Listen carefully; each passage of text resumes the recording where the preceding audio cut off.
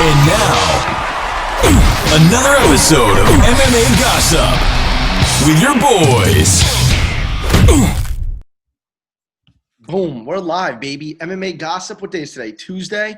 We're back. Episode number 47, we think. Again, we're losing track, but that is a good problem to have. Videos, podcasts, everything has been popping off, so we appreciate you guys big time. We're getting hundreds of downloads a week on just, on the audio side. A couple hundred views per episode on the YouTube side, so we are picking up steam. Our last two or three YouTube videos combined almost double our entire YouTube history, and we've got like 20 plus videos up. So we're doing something fucking right. So help the boys out. Drop us a like, comment, subscribe if you like what we're doing. I should pull up the YouTube algorithm thing right now, see how many of you guys aren't subscribed and really call your asses out. No, I'm only kidding. But help us out. Drop us a subscription. It's fucking free. And drop us a like because that helps us more than you know. YouTube has got some little algorithm going on way above our heads. We're not very technological. We just know about MMA, and that's what we're here for, boys. So with that being said, we're going to run through UFC Fight Island 8, which is tomorrow at 9 a.m., baby girl. We will be watching the fights while we work our real jobs. Sponsors, wink, wink. Hook us up so we don't have real jobs. This can be our real job. No free sponsors, no logo. Is it rain? Is it bang? You'll never know. Dude, Betty, I'm going to turn my hat backwards, even though your logo is still right there. But more of the story, we appreciate it. We'll get into UFC Fight Island 8, talk about Fight Island 7. It's fucking McGregor fight week, so we're going to drop another episode on Thursday. So pay fucking attention. Pay attention. I already have the title for the McGregor one. We're going to kill it. Oh, Matt's got this Irish flag hanging right I behind am him. 0% Irish. Less than. Let's go.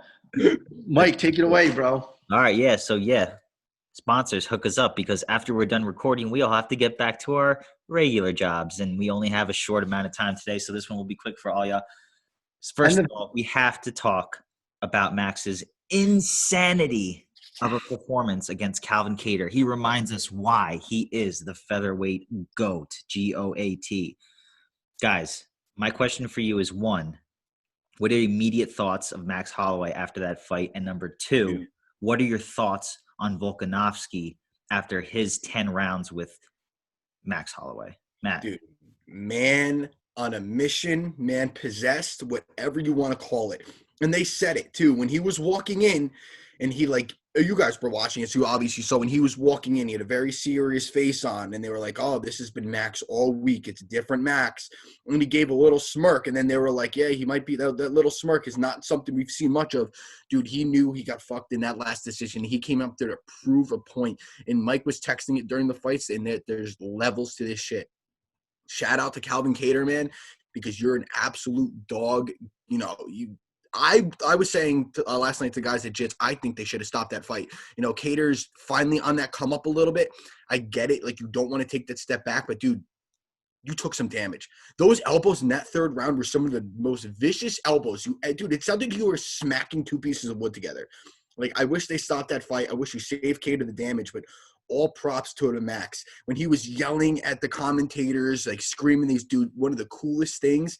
And the fact that there were fans, even though not full capacity, the fact that that was the first fight fans were back, it just made everything come together so good. I'm so pumped to see what comes next for Max.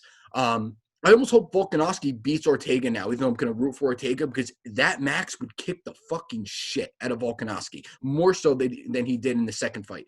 But, props to him. I'm excited to see what's next. So what do you guys think? Do you think that he waits to see if he could get a title shot after that Ortega fight, or do you think he takes one in between? I think that he doesn't. He said he wanted – so before the fight, he said he wanted to fight 3 times this year, and that being one of them. Beginning of the year, then he said summer, and then he usually ends the year. Like Max is notorious for fighting those December cards. Like he beat Pettis in December, right off the top of my head. So I think that he's going to run it back with either Volkanovski or Ortega because one of them is going to have the belt. And in my eyes, it's 1-1 with Volkanovski, and he beat the shit out of Ortega. And it seems like a new Ortega.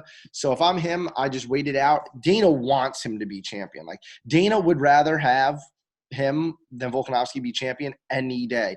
When Volk won that decision over the summer, Dana was pissed. We've talked about this on this podcast before. Check out that podcast. Dana said, he's like, who the fuck do I got to yell at? Max won that fight. Max is so marketable. Max, doing the Ricardo Lamas point down and banging out, fucking screaming on the best boxer in the world. He's had so many cool fucking moments inside the octagon that it's showing Ortega how to cover up. He is just so marketable. I think Max Holloway, I believe that was his 9th main event in the UFC. So clearly they like pushing him. He's marketable.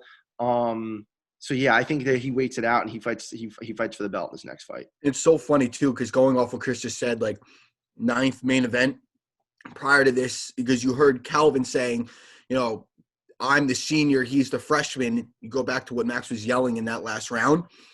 Max realistically, and they said this too pre-fight, this could have been his age-wise, this could have been his first fight in the UFC. If you look at his age and you look at his resume, it's like, dude, like he still could potentially be getting better. Like he has a long road ahead of him in terms of his career. And that makes me so excited that we have that much longer of Max Holloway, man. Like there's just so much in store for this kid. And he hasn't really taken that much damage. So it's not even like you could say like, he's old in fight years, because he's really not.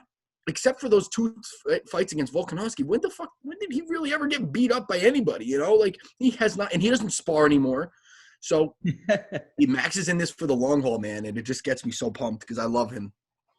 Dude, seriously. And props to Kattar for just sticking in there, showing his durability, but that's all he showed. That fight was never, ever fucking close.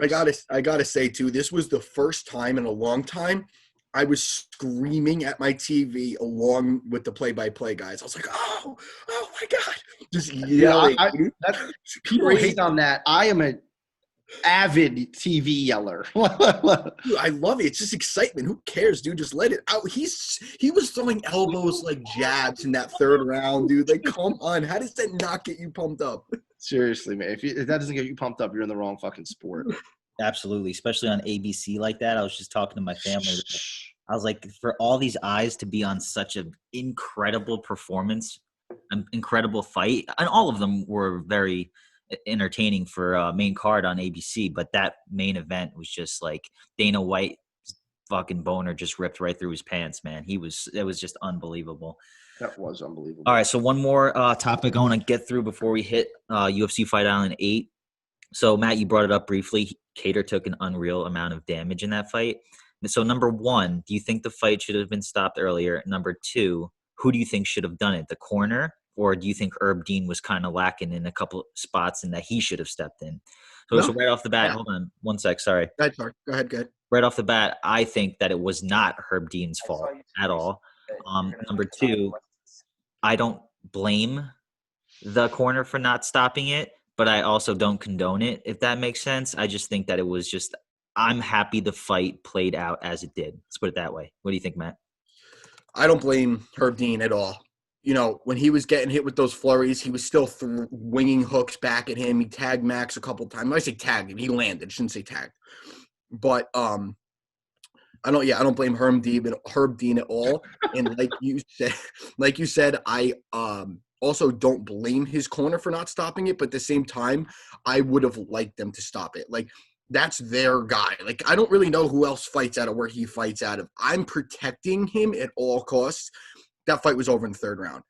Absolutely over. He's just tough as fucking nails. He's Boston tough. He's a fighter. He's just your typical Boston guy, dude. That's exactly what Calvin Kattar is. But I think you have to look out for your fighter's best interest. You have to look out for his future. He's still going to be a top 5, probably top 3, top 4 ranked fighter at that weight class. Just look out for him, man. I think they should have threw in the towel for that fight. I know it's not the best look, especially for a top 5 fighter. But at the end of the day, you want to protect him. You want to make sure he could get back in there because you know what? The next time he goes to fight, I guarantee you, if you play back this podcast, we'll be saying, well, he took a lot of damage in his last fight. Who knows how he's going to come out? I wish we wouldn't have to have that discussion at a later date. I agree. That's a good call. That's a really good call, dude. Seriously. Word. All right, so guys, UFC Fight Island 8, tomorrow morning, Wednesday, 9 p.m. Eastern time. A.M. A.M. Prelim start, 12 o'clock p.m. for main card start. Do not miss it. I don't care what kind of job you're at. Put it on. Here we go. We got some really swag matchups that kind of going under the radar. For example, Mike Davis versus Mason Jones is a fight that 90% of casuals wouldn't know, but low key is a phenomenal fight. Mason Jones is a 2-weight champion in Cage Warriors. No one else did that besides your boy Conor McGregor. Going up against Mike Davis, highly touted prospect, athletic as fuck, great boxing, had a great debut against Gilbert Burns before he got choked out, and a couple solid wins thereafter. No shame in that. No shame there. I think this is going to be a barn burner. I got to lean with Mike Davis purely because the odds makers do. I really don't know where it would stand without the odds makers. I think it's like a pretty close fight, but I guess I got to lean with Mike Davis. This is a banger, boys. Banger here. Any thoughts on this? Yeah, I'm everything you just said. I'm all over Mike Davis here. He's got big power. Yeah, he does. Yeah. Mike, you sticking with Tom Breeze? I'm gonna stick with Tom Breeze. I lean with Tom Marcus Breeze. Perez is on this fucking card. Sorry, I just saw that. Go ahead. I'm not talking about Perez. Forget that fight. But no, all right. Let's just go to the Tom Breeze fight, man. Tom Breeze's only problem in his history of his UFC career has always been, upstairs in the mental department. But I think if he puts that together along with his skill, athleticism, and potential, man, I do think that he's a top 15 guy. But then this is the stiffest test he has. We got Armari Akhmedov, the perennial top 20 guy at 185. That if you're good. If you're top 15, you beat him. If you're not top 15, you don't, kind of thing, So I'm going to lean with Yes, sir. As a fan, and as I'm probably going to put my money there as well. What do you guys think? Yeah, I like Breeze, man. Like, we were talking about this pre-podcast. I think he's like a poor man's Leon Edwards. What I told Mike, he's very well-rounded, but doesn't stick out in one specific aspect of MMA.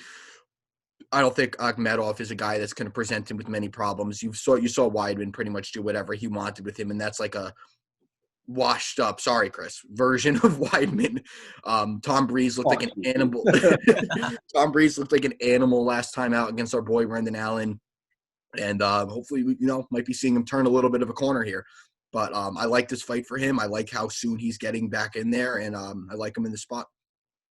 I agree. Mike, I got to give props to Mike here. Mike seems to be – when Mike is adamant that someone's going to win, he's right a lot of times. So I'm just going to ride with Mike on this one. I have no other analysis other than Mike's pure confidence. When Mike is so highly confident on someone, it comes through a lot of times. And Mike, you got something special going on down there. I don't know what you got. Maybe you're a future handicapper in the making, but I'm going to ride with you on this one as well, dude.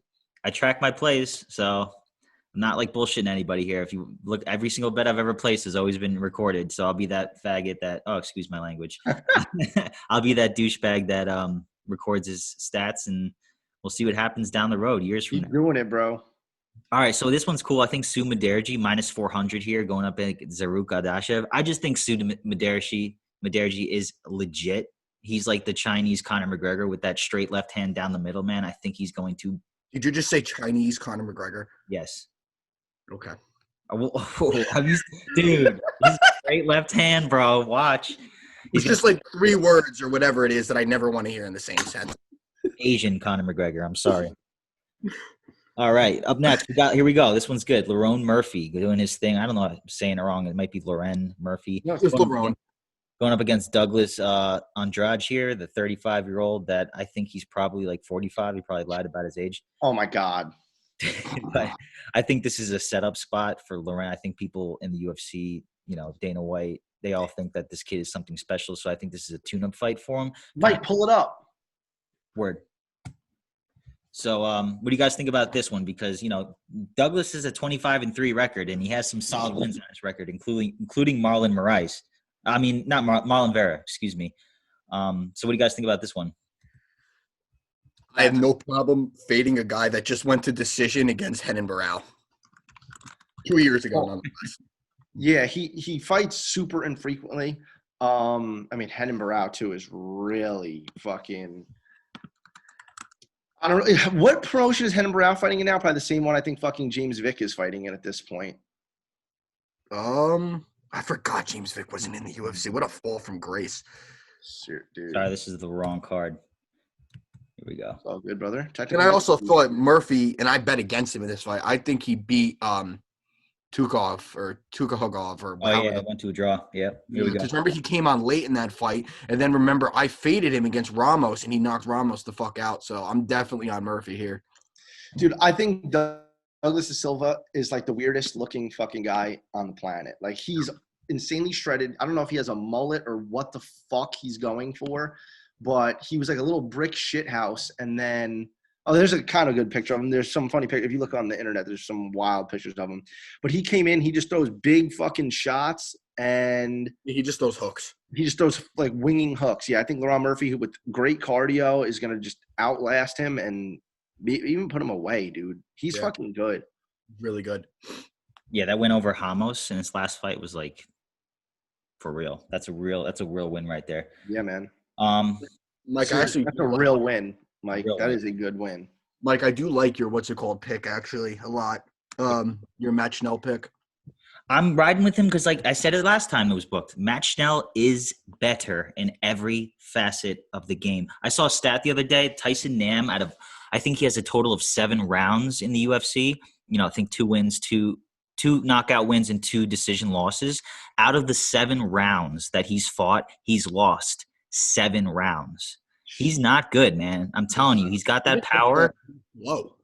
And he's slow for 125. He's got that powder. Dude, he's like 38 years old, man. Dude, the thing is that everyone knocks on Schmel, and believe me, I'm knocking on him too. He's got no chin. He's been viciously knocked out 3 times. It sucks, man. It really makes me upset, honestly. It does, man. So I'm going to be rooting for him. I do think there's value there because if it goes to decision, he's going to win. Yeah. So I'll put my money there. I'm not confident, but confident enough that he's the better fighter at dog odds. I think I have a bold prediction for this fight, but I'm going to get some stat backing before I say it. So if you want to move on to the next one, I actually am going to say it now. I think Matt Schnell wins via submission. Word. I like it. I mean, Tyson Nam's never been submitted, I don't think, but Schnell is savage on the ground. We all know that. Yeah, and I feel like because he knows his chin is shot, he's been going to that more. I mean, two of his last 4 wins were by submission. He subbed Smolka, he subbed Espinosa, both the triangle choke. So I really wouldn't be surprised because Tyson Nam is a kickboxer first. Maybe Matt Schnell says, you know what, let's test that ground game a little bit and avoid your big shots because like you said, Mike, that's really the only chance Nam has. That's it. Yeah. But a lot of people are taking that punch. I don't want to say punch his chance, but that's what a lot of people are banking on. That's why he's the favorite, and money consistently keeps being poured on Tyson Nam. So we'll see. I'm either going to be dead wrong or dead right, Yeah. Roxanne Modafferi, does lightning strike 7 times for Roxanne Modafferi and get this upset win over Vivian Araujo? I don't think so. I got Vivian parlayed with Conor McGregor and Lerone Murphy. So what do you guys think here? She's a minus 335. I don't think Roxanne's going to make a 7th upset. And I think she has like 6 upset wins. I don't think that she can't get 7, man. Come on. Should I deposit my DraftKings balance on Conor McGregor? Yes, I've been saying it, man. He's going to win. If I bet $3,237 on McGregor and he didn't win, I would lose my mind. And just for all of our listeners out there, I'm giving out this free information. Shout out to one of our subscribers, our good friend of the show, Dan Aramita, going off on 17 black on the roulette wheel. We hit it 3 times in a row. $50 pays out $1,800. We hit that 3 times in a row, and then DraftKings takes their taxes and whatnot. But there it is. Danny, 17. I photoshopped him onto a little roulette ball. So. I could literally live for 1,000,000 years and not do that. Dude, one more fight that we breeze past. I understand why we breeze past it because the line's so big. We're all on Ricky Simone, right? He's going to beat the shit out of this guy. Yeah, probably. I just think that I don't think Ricky Simone should ever be a big favorite over anybody. I feel like he's very beatable, but I do in this spot. I got to give it to him. Yeah, I think he's pretty good though, man. I know he's slipped up against Font and Uriah Faber. There's just something about him that I think that his style presents a problem. Definitely, but he's a little chinny, bro. I mean, he gets rocked. I don't know. I'm just not a big fan. I'm a little bit of a hater. Yo, boys, 2 years ago today, this just came up on my phone. It's Cowboy and fucking Alex Hernandez. Cowboy took his ass out. We were there live in fucking Barclays, baby. Let's go, Cowboy. I was so mad. I was so happy. Pete was so mad. I was so happy, baby. Good for fucking Cowboy taking out the young up and comer as he typically fucking does. That's been Cowboy's MO throughout his career. Alex Hernandez's name since. Literally. All right, boys. Worley Alves making his return over a little over a year now, going against the highly huge prospect, apparently, Munir Lazzez, who really his only great win was over, Abdul Razak Al Hassan, who we've seen as lately is pretty much shot and toast. So Yeah, I'll tell you what. I don't like this. Lazzez, but I don't know. Worley Alves is still a UFC caliber fighter, and for Lazzez to be minus 240 seems a little crazy to me. Yeah, I don't think I'm buying into this one. I think I like Lazzez to win, not at this price, though. I think I would sprinkle Worley here without question, man. What's the line on it? Minus 240. Ooh. Yeah, like his last loss was to Randy Brown in 2019. I mean, he beat Sergio Moraes, but again, who doesn't? But like, I don't know, like. I just don't see the reason. I mean, I get he knocked out Al Hassan, but Al Hassan sucks. Right, yeah, that's what I'm saying. His stock went down a lot. Yeah, I don't know. What do you think, Mike and Chris? Well, let me just show you guys something really quick on this website here. This is like a site where people record their bets and picks and whatnot. So if we look at the Alves-Lazzez fight, look, these are all the bets for Lazzez and all the ones on Alves. Look, it just keeps going. Yeah, I mean, because Alves isn't great. He's very, very, very, very, very average. So I guess, I don't know. I'm going to go with Lazzez, I guess. Motherfucker. Dana's really high on him only because obviously everyone knows the story of how Lazzez came to the UFC. One of Dana White's son's friends, his birthday, he said, hey, look at this guy. And he came in and he did have an unreal showing. On the feet and on the ground, he was just better everywhere. So, and he's super durable. Like, I mean, granted, that was his only fight, right? Yeah. But he showed out in that fight. Could also be, he knew it was the biggest opportunity of his life and he seized the moment. Who knows? Maybe he can't live up to that again. But he looked fucking really good. I think, and on the feet, I think he's going to have a significant fucking advantage. What was the line you guys said? Minus 240. It opened to pick 'em, if that means anything. Wow. It does mean a lot. Wow. Interesting. I mean, even though it's a 9 a.m. card, I don't think Dana would put this kid as on a co-main event, his second fight in the UFC for no reason. I agree. They're high on him, man. They really are. You know how it happens when the UFC is really high on someone like that. Yeah. Yep. All right, main event, boys. Woo! Michael, I love this fight. I love this fight. It's awesome. And if someone has a really hard lean on one side, I just think they're dead wrong because I do think it's a ridiculously close fight. You got two huge welterweights. Magny's primarily a striker. Chiesa's primarily a grappler, but they're both serviceable in the other areas. It's going to come down to, will the fight end early for Chiesa with a submission, or will it extend and Magny kind of takes over later? I really do think that's the story of the fight. Is it going to go 5 or is it going to end early? And I have to lean with Magny with the cardio, the way he's looked lately, and at Elevation Fight Team and the way they've been progressing. You got to think he's working on his grappling. I just think Chiesa's stand-up is just not going to – he has to get this done in rounds 1, 2, or 3, in my opinion. If it doesn't, I think Magny takes over late. I'm in complete agreement here. I think that because I know you just said that Chiesa is the grappling advantage, but if you look at Magny's last 3 fights, what has he been doing? He's been because he's bigger than everybody. He's bigger and he's longer. He's been a blanket. He's not actively looking for submissions. He's just fucking covering you up, man. He's holding up into cage. He's dropping you on your butt. You're getting up. He's putting you back there. He's holding you there. It's not the pretty style fighting, but he's winning fights. He's not taking any damage. And he's just a really big dude for 170. What was he, like 6'3"? He's got a 5-inch reach on him. Like, he's a big dude too. But his style, I think lately, even though it's not entertaining, I think he changed it just to win fights, which, you got to respect it, especially – he did it after he got his brakes beat off by Ponzinibbio, which fuck him. I don't trust Chiesa's grappling offense to affect a guy like Magny. I wouldn't be surprised at all if he caught him in something, but like Mike just said, the longer this fight goes, I just think you just see Magny's draining style go on for 5 rounds. And unfortunately, as excited I am for this fight, I think there's a chance We're in for a rather boring fight. Interesting call. That's interesting. I don't know, man. I watch all of Magny's fights lately, and I'm just like, meh. Like, he's just controlling. I and hear you. he's so big. So not to reiterate what Matt, just said, but to go off of that. So Chiesa's fucking huge. Like the fact that he made 155 at one point in time is actually fucking insane. Magny is not a small dude either. He's big, he's long, he's rangy. He's got good cardio. And there was a span. Remember, he was beating Kevin Gastelum. He fought like 5 times in a year. That Magny seems like he's somewhat back. He's looked good as of late. And then on the flip side, Chiesa's moved up to 170, and he looks fucking great. But Chiesa's last few wins, his last fight is RDA, I believe, right? And he grinded RDA out, one decision. RDA is also an ex-155er that Chiesa was significantly bigger than and used his size and grappling, which has kind of been RDA's kryptonite. Before that was, I think, friggin' Diego Sanchez, another ex-155er who now is at the tail end of his career.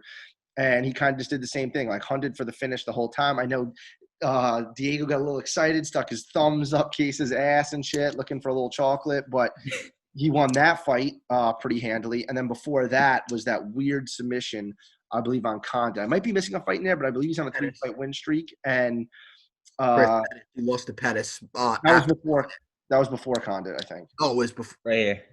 Yeah, you're right. It was before. It was the July of that year. Oh, look at Mikey technology over here, dude. So Carlos Condit, that weird Kimura, I remember that submission being so weird. So not to take anything away from his wins, but the Condit win, Condit's looked, I guess, better as of late, but before that, Condit was on like a 5+ fight skid. It took that. Diego Sanchez, same thing. And then RDA is a totally legit win, and that kind of put Chiesa up in the higher ranks of 170. So if he really could fucking make a stand here and dominate Magny, take him down a bunch, grind him out, I'd be super fucking impressed.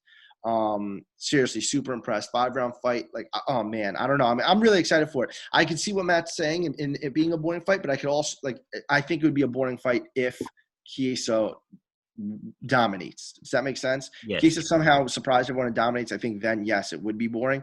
But I think that if Magny could get up back to the feet a bunch of times and make Chiesa work, and they're both tired going to the 4th and 5th rounds, I think it could be super fucking exciting.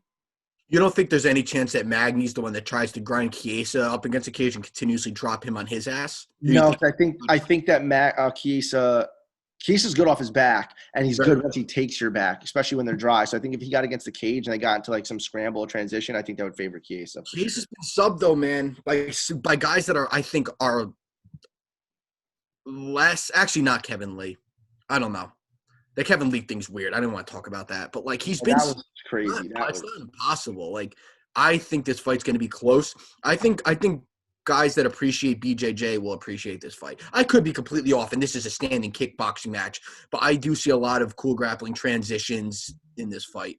I do think that Chiesa is inevitably going to bring him down in the 1st and 2nd round and probably bank those rounds if he doesn't finish Magny.